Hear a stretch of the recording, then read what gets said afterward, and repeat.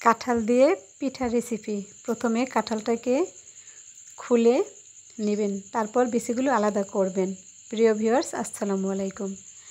আলাদা করে কাঁঠালগুলো হাতের সাহায্যে মাখিয়ে নেবেন। মাখিয়ে নিয়ে চালনির সাহায্যে এটা চেলে নেবেন। চেলে নেওয়ার পর পরিমাণ মতো ময়দা, চালের গুঁড়া, কর্নফ্লাওয়ার,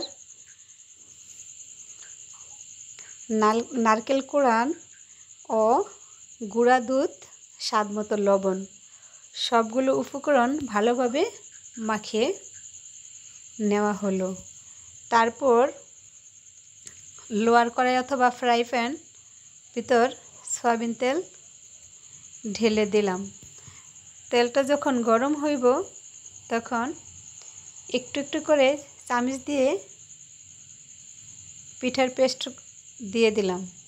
আস্তে আস্তে পিঠাগুলো ভাজা হচ্ছে। আমার এই ভিডিওটি ভালো লাগলে চ্যানেলটি সাবস্ক্রাইব করে রাখবেন। আর এই মজাদার পিঠাগুলো সবাই বাসায় একবার ট্রাই করে দেখবেন।